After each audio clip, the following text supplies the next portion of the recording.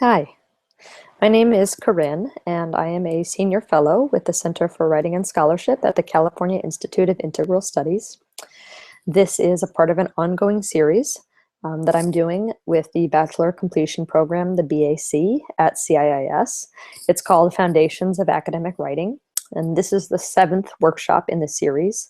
The topic is Transitions and Flow. So far in the workshop, we started with larger ideas to do with organization and crafting a thesis statement, and then introductory paragraphs and body paragraphs and what those look like structurally, and then evidence, ways of working with evidence. And now we're getting down to the more sentence level topic of transitions. So as I often do with these workshops, I'd like to ask those of you who are playing along at home to have a notepad out and handy. I'll do the same. And to kick us off and just sort of put us in a reflective space, I'd like to ask you to take just 1 minute now, and I will time it on my little clock here, just 1 minute to write about what brought you here today. So I know you're watching it at home, whoever you are, but what is bringing you to this workshop? All right, and 1 minute, begin.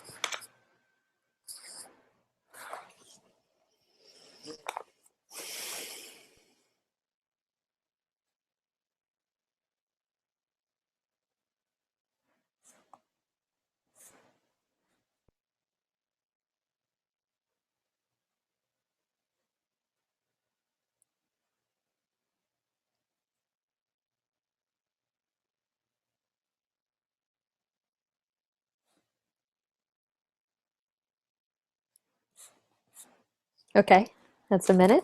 You'll stop there. I'd like you to now take another minute to answer this prompt. What does flow mean to you? So when writing is said to flow, what do you think that means? All right, 1 minute. Go ahead.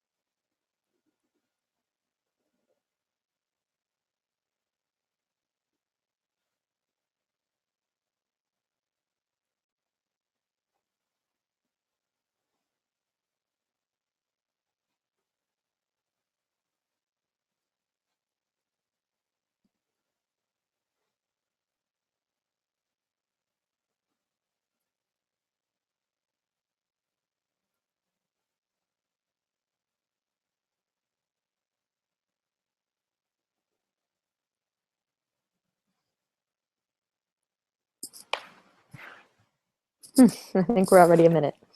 Okay, so stop there, please. And I'm going to hold on to my answers for a second because my thoughts on flow and what brought me here today kind of also has to do with flow. I think it's all going to come out in some of the talking I do in just a few minutes. But my initial idea for this workshop, should live participants have been present, would have been to play the story game that we played in an earlier workshop on the critical reflective genre, the workshop was. And in this story game, the group builds a story one line at a time. So this is going to seem strange, but I'm going to improvise now a story for you, one line at a time, just like I would have done with the group. And I think the exercise itself will become a little bit apparent as we get into it, some steps in. So a prompt for a story.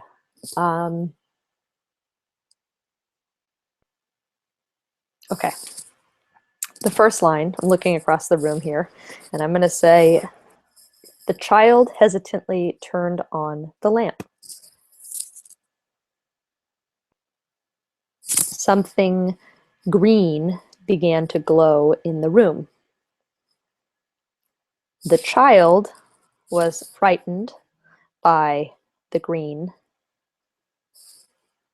The child hid under the bed.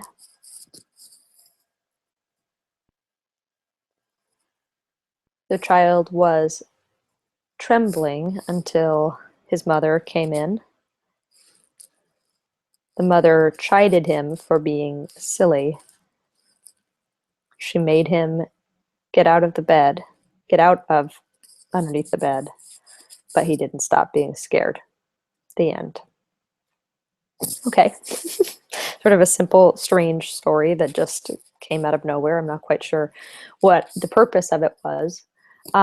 But now for round 2 of this game, I'd like to pull up onto the screen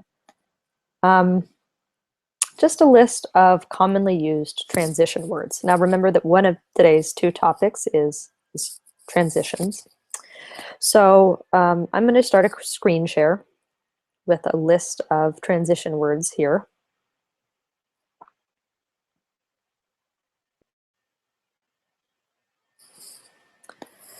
Okay, and as you can see, these are divided up into categories that indicate exception, elaboration, concession, summary or conclusion, and we're just going to work with these columns here. And I'm going to attempt to tell the story again, only each time before I begin a new sentence, I'm going to put in a transition word and see where it gets me. So I'm going to start the story and say, don't quite exactly remember what it was, but the young child turned on the lamp in the room.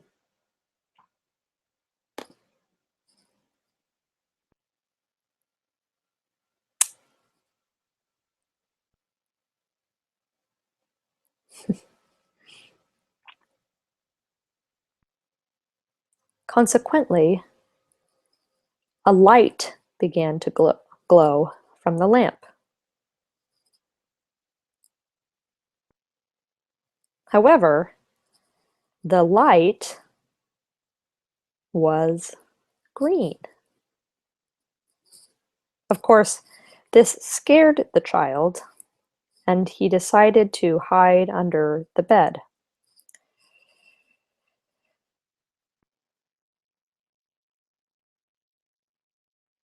Admittedly, the green light was nothing strange, but to the child it seemed that it was.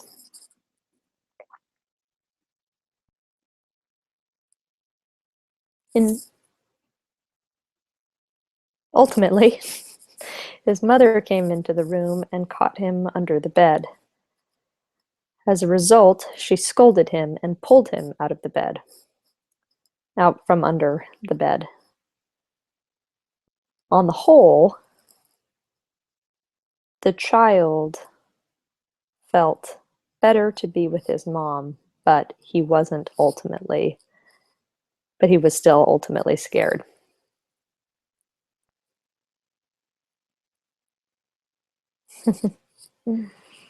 In conclusion, then, the child learned never to turn on the light unless he had an adult around. Okay. I'm going to go ahead and say that exercise probably probably going to say that exercise works a little bit better when a bunch of people are playing it and it's not just me looking at a list. I'm also going to say the list of transitions is a little more extensive than that. It covers some pages, so I found myself grasping for the proper transition. But in light of that game and the difference between story 1 and story 2, I want to ask a couple questions. So one of those would be, for those of you at home who were listening, what the difference between the stories seemed to be. And I'm curious, I guess, about when that game was effective, when the transitions worked, and when they didn't.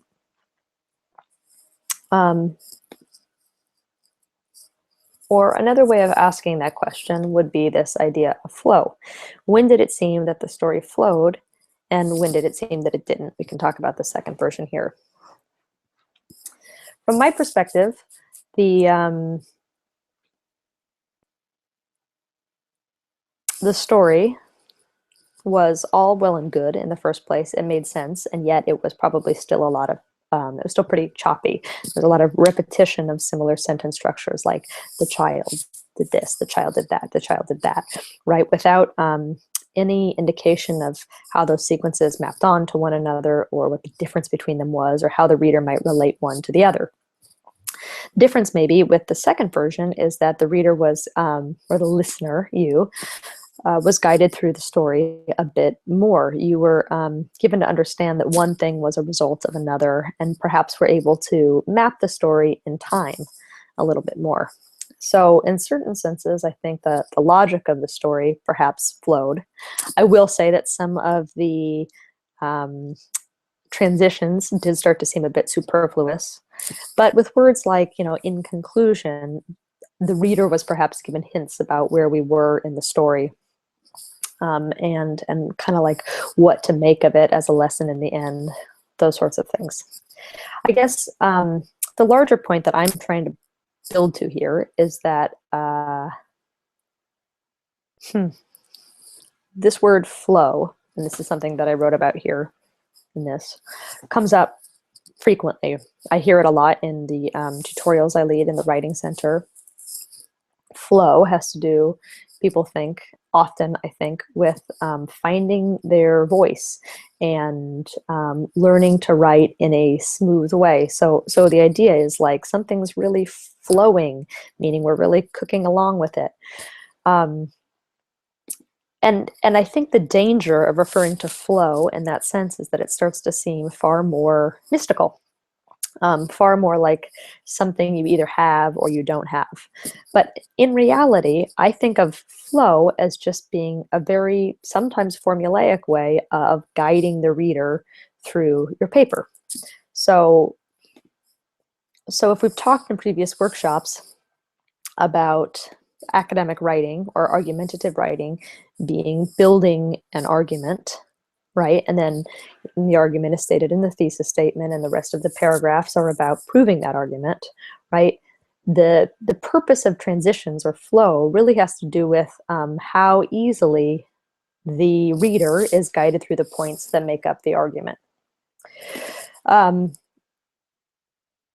So in that sense, I think we can kind of flip the way we think about flow as not necessarily happening when the writing is going really smoothly, but flow is really happening in the revision space, right?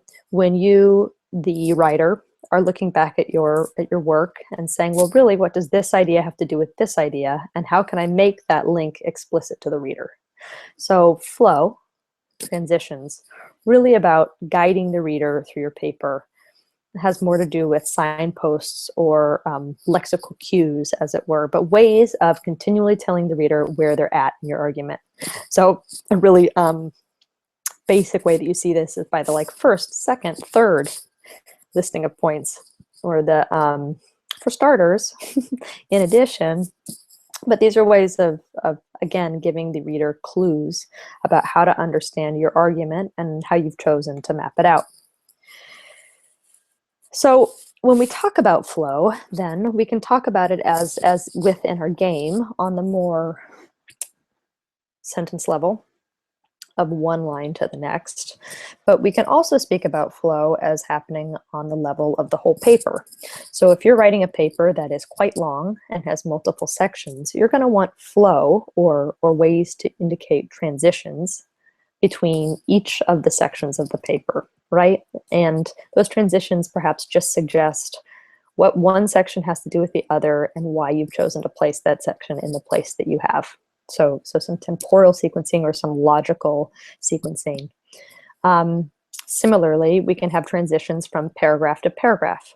Now, the transition is a little bit like reminding the reader where they've been and then pointing them toward where they're going. So the transitional phrase or word kind of looks in both directions at once. Okay. And then, as I've said, transitions on the sentence level. In any case, to just sort of frame it in the same way we've been framing this whole workshop, every idea in a paper is in conversation with some other idea. And so transitions are like another way of entering the conversation, as it were, of helping the reader to understand how you're mapping across terrain. So when this comes down to sources, for instance, which is a topic that's come up in the past, we can talk about, like how one source compares to another, and a transitional word like similarly clues the reader into so much, in learning that you view these two pieces of writing as filling a similar role in your larger argument. Okay, lest I get too far in talking about abstractions, I want to go ahead and pull up a handout that I'd like for us to look at, or actually this is a website. And as I pull this up, I want to remind everyone who could be watching that now that we're talking about transitions, we're talking about the polishing stuff of a paper. So transitions, as a concern, I think, come after you've already mapped out your argument, after you've kind of worked through the sequence of events that we've already covered in this workshop. So you want to have the thesis down, and you want to have the topic sentences and the paragraphs down before you really start worrying about how to link them all in the polishing stages. Because otherwise you can find yourself spending a lot of time thinking about what the proper transition word is and then re-scrambling your whole paper anyway, and then the transitions won't make sense because they're no longer communicating the same temporal or logical sequence. Okay. So, like I said, I'm going to pull up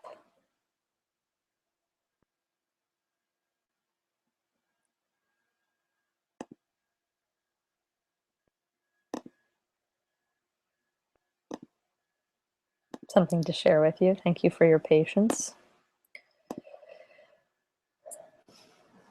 Okay, now this is a website that I think has some pretty good, certainly not comprehensive, but some good explanations of coherence. So with this word coherence, I think we're again sort of just talking about flow, but beyond just transitional words, like that list that we just looked at, and we're going to come back to, words like consequently, or on the other hand, on the one hand, or as a result, those sorts of things.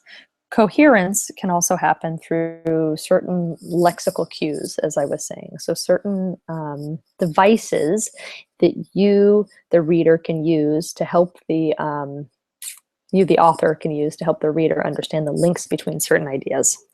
So I'm going to actually, just because I think it's a little bit useful, start with this initial blurb here, read it aloud, and say, when sentences, ideas, and details fit together clearly, readers can follow along easily, and the writing is coherent. So that's the definition of coherence, that sentences, ideas, and details fit together clearly, that readers can follow along easily, okay?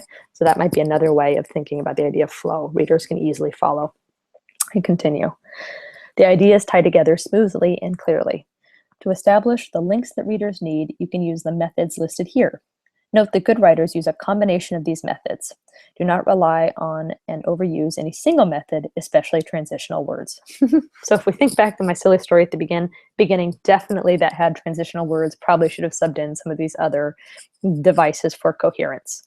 And I do think, I'm just going to reiterate that it's great to use a combination of these methods. So what are the methods? Okay, first one here, repetition of a key term or phrase.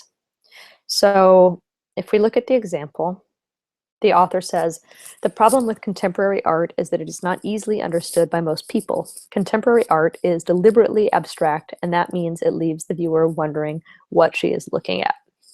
So in this sentence here, contemporary art is repeated. And the repetition is a way of linking the two sentences together. So practically, you, the reader, can understand that this is the idea we're tracking from one sentence to the next. So the problem with contemporary art is that it is not easily understood by most people. The sentence could go any other direction. We could talk about people and their understanding, but we're helping the reader, link the first sentence to the second by a repetition of contemporary art. Okay, moving on. Synonyms. This is like another way of repeating, but changing the word maybe so that it doesn't start to sound too repetitive. So maybe you don't have the same sentence structures over and over again. So here's the example. Myths narrate sacred histories and explain sacred origins. These traditional narratives are, in short, a set of beliefs that are a very real force in the lives of the people who tell them. So in this case, rather than saying myths narrate sacred histories and explain sacred origin, myths are a set of beliefs that are a very real force in the lives of the people who tell them. Rather than saying that, which probably would start to sound a bit redundant, kind of like my story in the beginning with the child under the bed, the author has chosen to rename myths as these traditional narratives. But the these and the calling of them as traditional narratives helps, gives the reader the connection to the first sentence, saying even that this is another way of understanding myths. So that's always an option, to sort of rename while repeating a certain topic. Again, it's a way of creating cohesion because we start to get the connection between this first sentence and the second one. Okay, then we can go to pronouns. So pronouns, as listed here, this, that, these, those, he, she, it, they, and we, are all useful pronouns for referring back to something previously mentioned.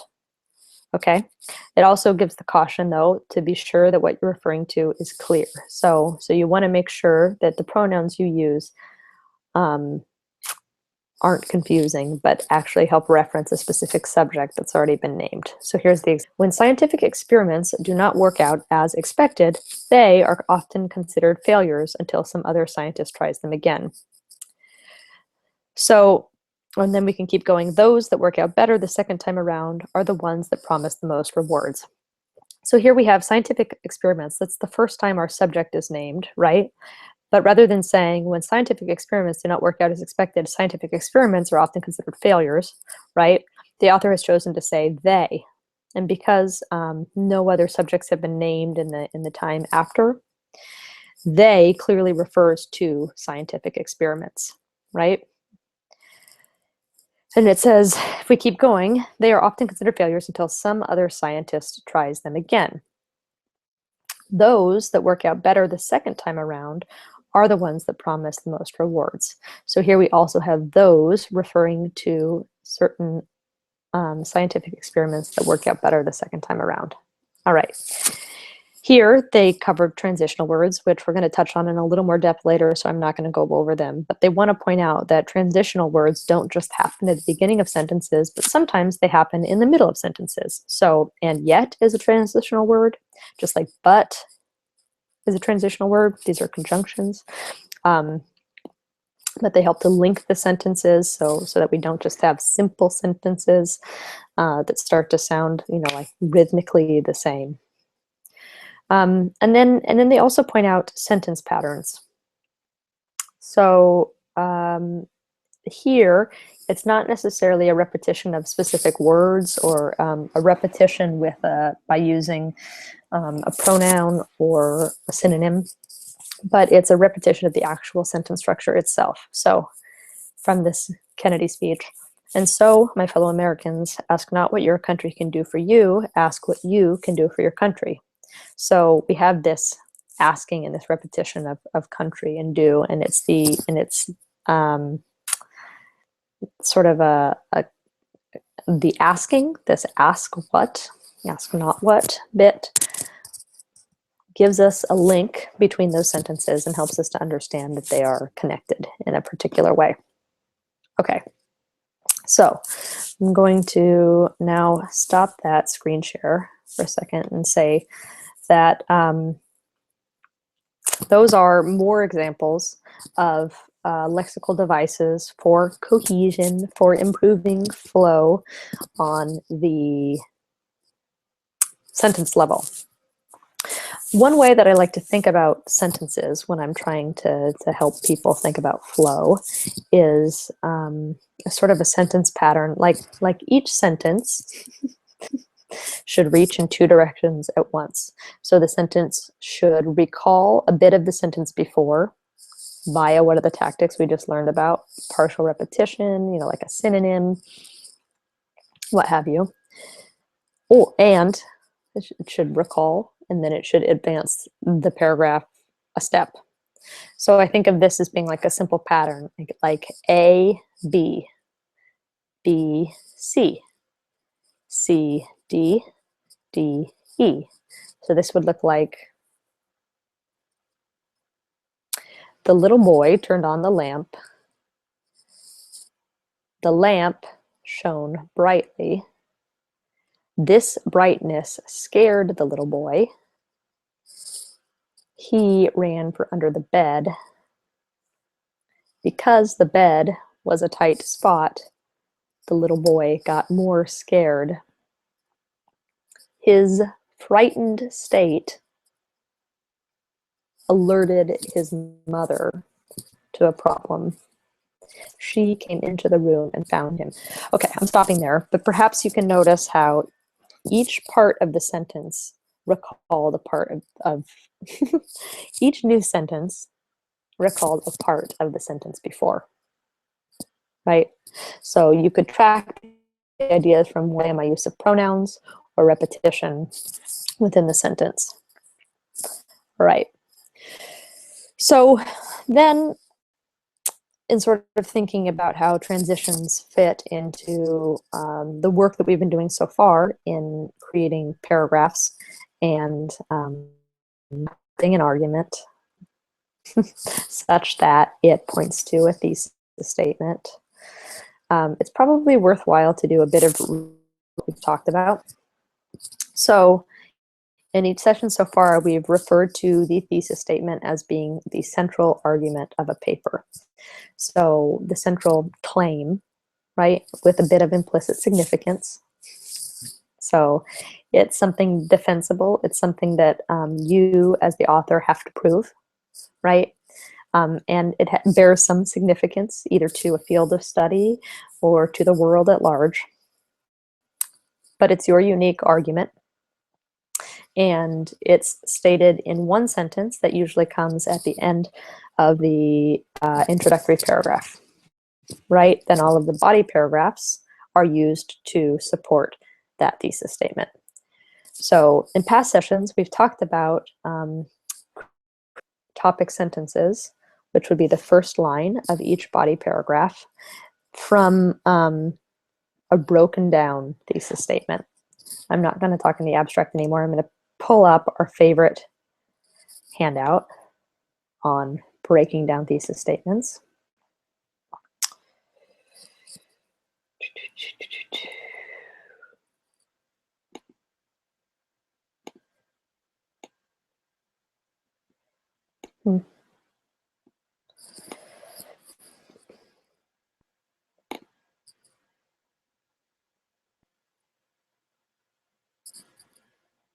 Sorry again for the pause. Just give me just 1 second.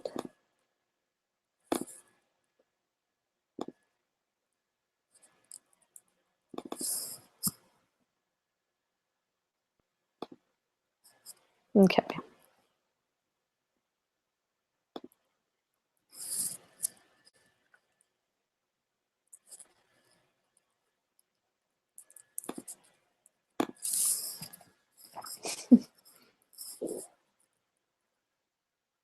Okay, here we have our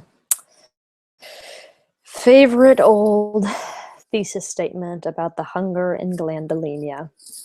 And in past sessions, we've talked about the thesis statement as being the like aggregate claim. So all of the claims that the paper has to prove in order to make up its major claim. So this handout is about breaking down thesis statements for all the little claims that are embedded within the larger one. So if the thesis, we've said, is hunger persists in glandolenia because jobs are scarce and farming in the infertile soil is rarely profitable, we can break that down into all the other claims that are embedded within it, right? And one of those claims, and if you were writing this paper and you had to prove this thesis as a whole, it would be on you to also prove that people are hungry in glandolenia, right? That jobs are scarce in glandolenia, right? These are all claims that have to be defended successfully in order for your whole paper to be successful, right? There's the soil in glandolenia is infertile. Infertile soil makes for unprofitable farming, and the hunger in glandolenia can be causally linked to unprofitable farming and scarce jobs. So what we've discussed with this handout before is such a breaking down of the thesis statement can easily lead to an outline for the paper. So if you know if this comes at the end of your introduction and you know that all of these, for instance, are going to be your body paragraphs that support your paper, then you can easily just turn these points into topic sentences. And so the reminder, again, is that the topic sentence is the first line of your paragraph, which is kind of like a mini thesis for the paragraph and suggests everything in the paragraph that's going to follow. So if the thesis is that people are hungry, or if the, I'm sorry, the topic sentence is that people are hungry in glandolenia, a topic sentence for that could look something like, the hunger in glandolenia has become increasingly severe over the last 20 years. Okay, so the hunger in glandolenia has become increasingly severe in the last 20 years. Let's call that thesis statement number one. Gosh, where's my language tonight? Topic sentence number one. Then we have that next claim that we broke down, which is jobs are scarce in glandolenia, right? And maybe I also want to have a topic sentence there that is that something like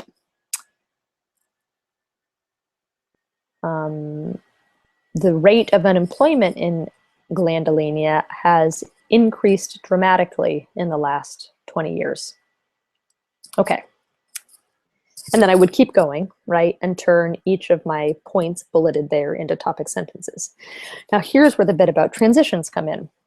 Transitions, as I said earlier, don't just happen between one sentence and the next. They happen between the paragraphs as a whole.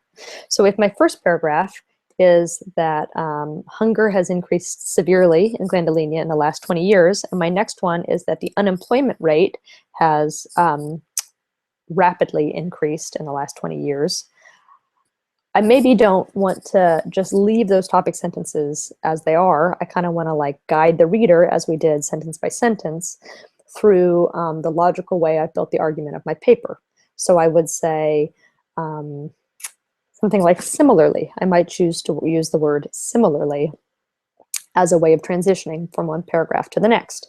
So paragraph 1 is that hunger has increased severely in glandolenia in the last 20 years. Paragraph 2, similarly, the unemployment rate has increased severely.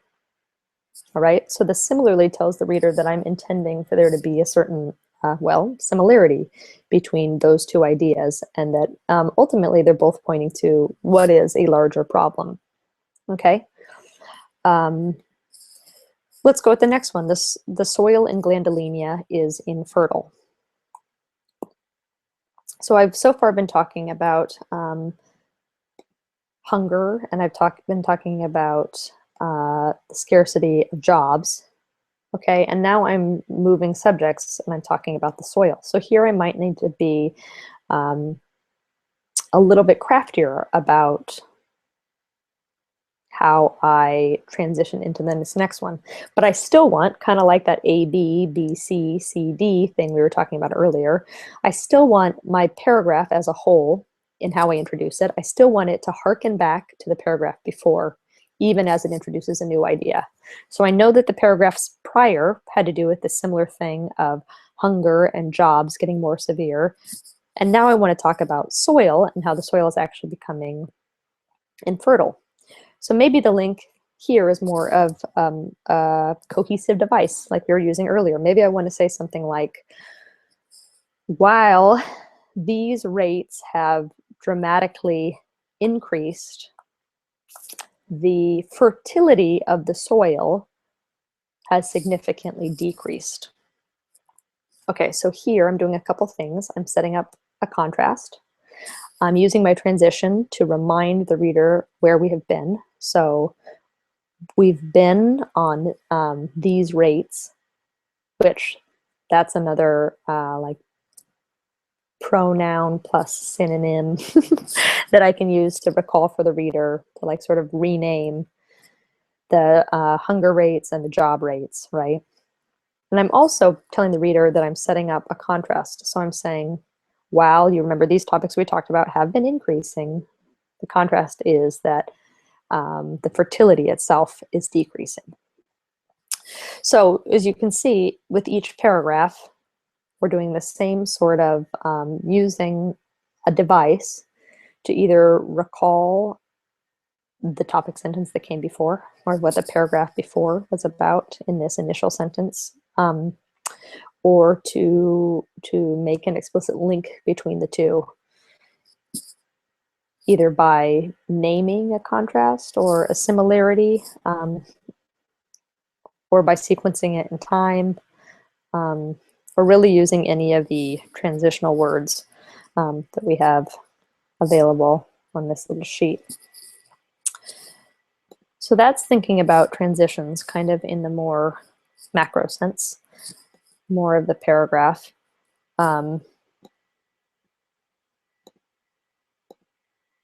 And I'd maybe like to, while we're on this thing of paragraph structures and topic sentences, I'd really maybe like to remind you guys watching of the acronym TTEB as being the basic components of a paragraph. So TTEB. So each paragraph contains a transition, that's the first T from the paragraph before, a topic sentence. Often those go hand in hand and are one sentence. Sometimes they can be two sentences, but a transition, a topic sentence. The E is evidence. That's the whole sandwich that we've often talked about. And B is the brief wrap up. So a reminder in the paragraph of everywhere the paragraph has been, TTEB.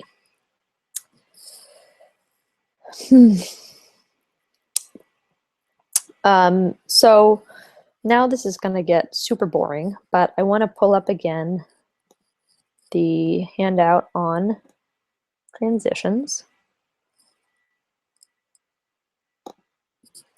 and sort of just look over the list, not the way I was doing it in the little game that I tried to start this workshop off by playing by myself, but just sort of in terms of what's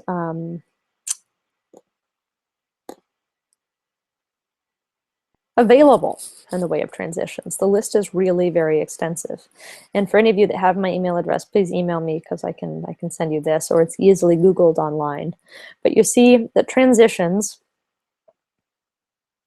can be used to indicate time order, contrast, comparison. These are all things we're getting at earlier. Cause and effect, that's not one I have necessarily covered so far.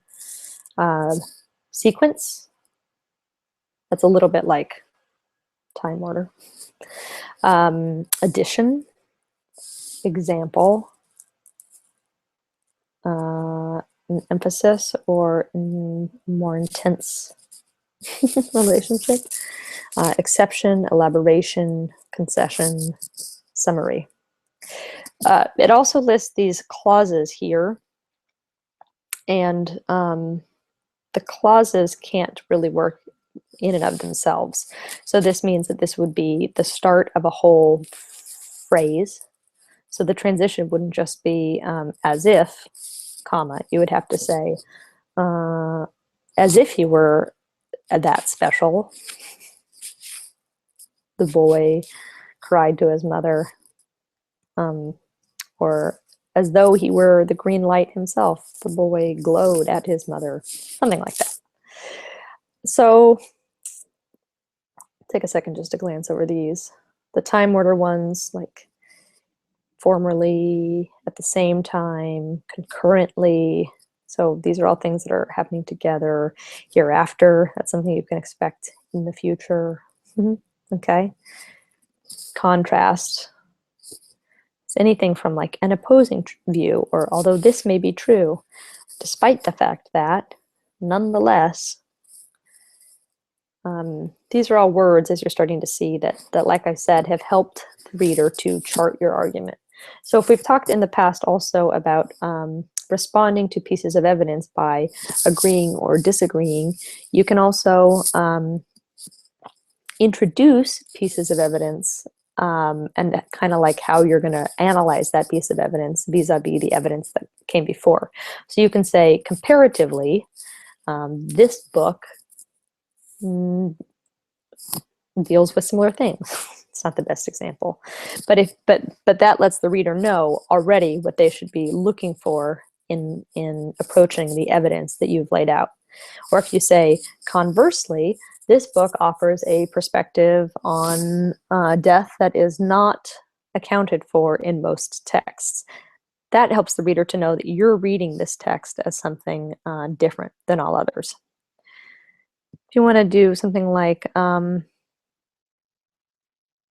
therefore, or it follows then, you're helping the reader to understand that you're reaching kind of like a summary or the conclusion of your argument, that you are pulling everything together to arrive at some sort of final observations, right?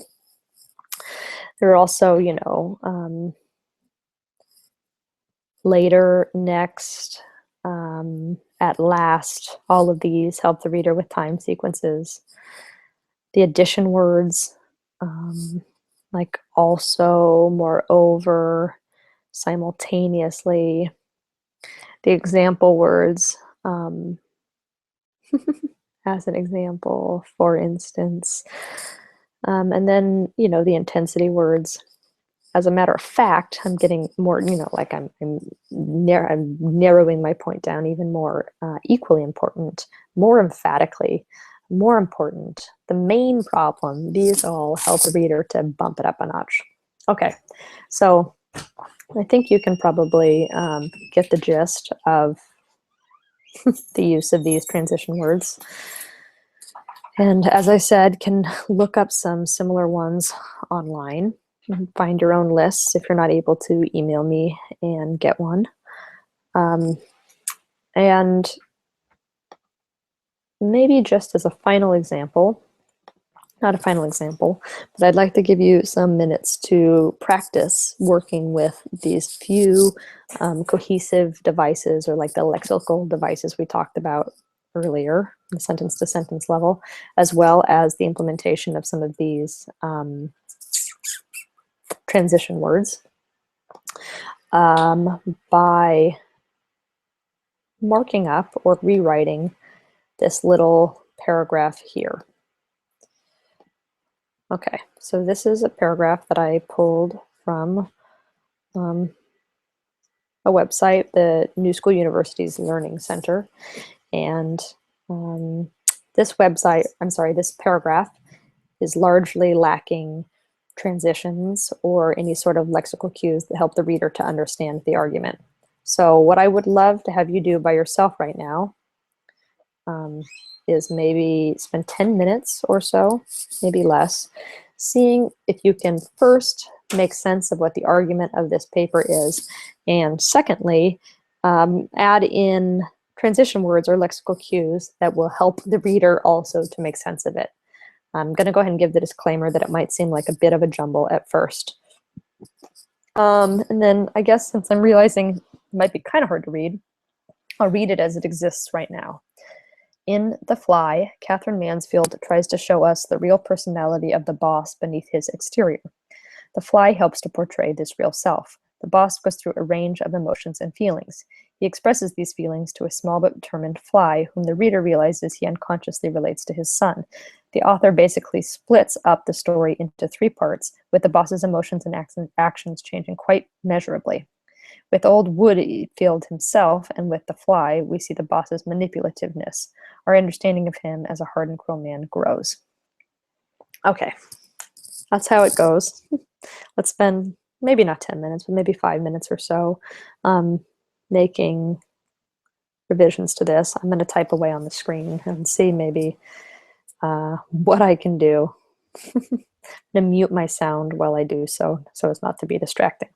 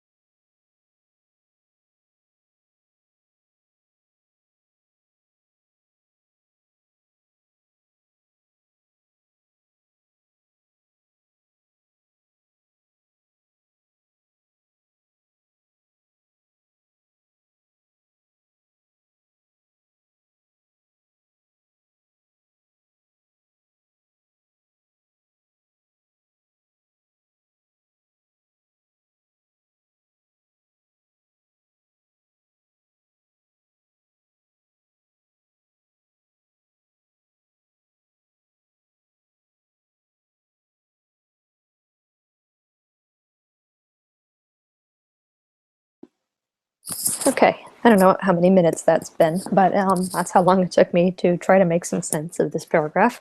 I don't think I've done a fabulous job, but I did try to use some of the techniques that we talked about to build in some transitions. So if the paragraph before read like this, in The Fly, Catherine Mansfield tries to show us the real personality of the boss beneath his exterior. The Fly helps to portray this real self.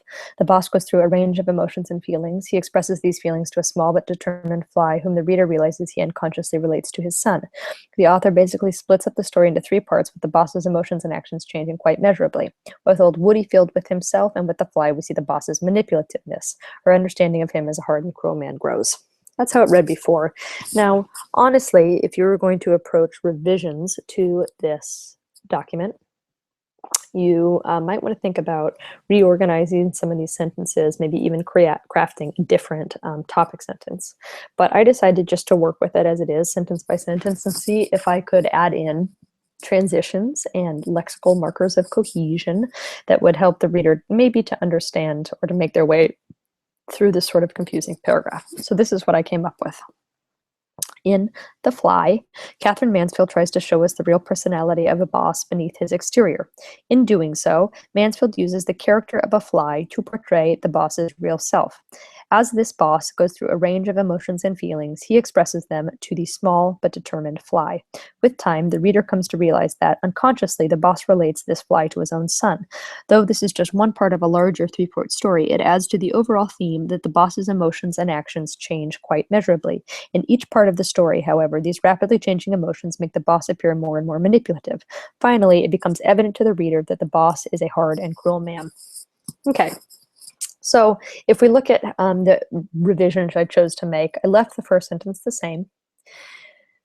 Actually, that's not true. I changed the to because it was the first introduction of a boss character, and I didn't want to assume that the reader already knew who this boss was. So a boss beneath his exterior.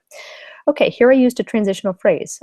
In doing so, sort of like a specification. So in doing so, Mansfield, here I'm using repetition, so you know that I'm talking about the author again, right? Mansfield, the author, uses the character of a fly to portray the bosses. So now I'm doing a renaming of a boss by calling it the boss. Now you know who I'm specifically talking about, real self. I'm now doing another renaming using a different pronoun. So as this boss goes through, so each of these are a way of repeating, but not repeating exactly so that it sounds redundant. So partially repeating. So as this boss goes through a range of emotions and feelings, he, now I'm using a pronoun to rename, expresses them to, here I'm using the to recall the specific Fly, to the small but determined Fly. Okay, so I'm not saying a small but determined Fly again because I've already mentioned a fly. With time, so here I'm using a temporal transition that helps the reader understand that it's only in the aggregate, it's only after reading the story for a while, okay? With time, the reader comes to realize that, unconsciously, the boss relates this Fly, here we have another renaming of the Fly, using the pronoun this Fly, to his own son. Though this is just one part of a larger three-part story, so this is just one part of a larger three-part story. So that's a whole transitional phrase that I'm starting with, though, okay? It, which we're making clear, is just the part of the story. So this is just one part, this one part. It adds to the overall theme that the boss's emotions and actions change quite measurably. In each part of the story, so now I'm repeating this thing about the story as a whole to remind the reader that I'm now zooming out from this one specific part to a larger theme in each part of the story. And however is another transitional word that signals some sort of contrast. Now I'm making it a little bit different. In each part of the story, however, these rapidly changing emotions.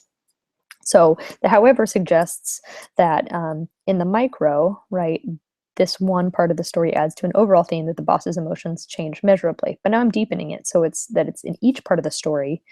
So not just one, but in each, and that's the contrast. These rapidly changing emotions, here's a reference to the emotions listed before, make the boss appear more and more manipulative. finally, I'm using a time transition there to let the reader know that we're nearing the end of actually not even my argument, but how they can understand the author's larger point within the work. So finally, or maybe I could have said ultimately, it becomes evident to the reader that the boss is a hard and cruel man. Okay. I'm back. Hi. It was a long time to leave you without a face to look at. Sorry. But that's pretty much the final sort of example we had to do today. I don't think that that story ultimately was the best one, but as you can see, I try to use some of the techniques that we talked about, both transitional words, some to do with sequencing, some to do with cause and effect, some to do with like the logic of the argument I was making, right? And a lot of lexical reminders, or of using one sentence to harken back to the one that came before it. So the sentence is always referencing what came before. Thank you for sticking with me through all of this and for participating at home. And I look forward to our next workshop together. Have a great night.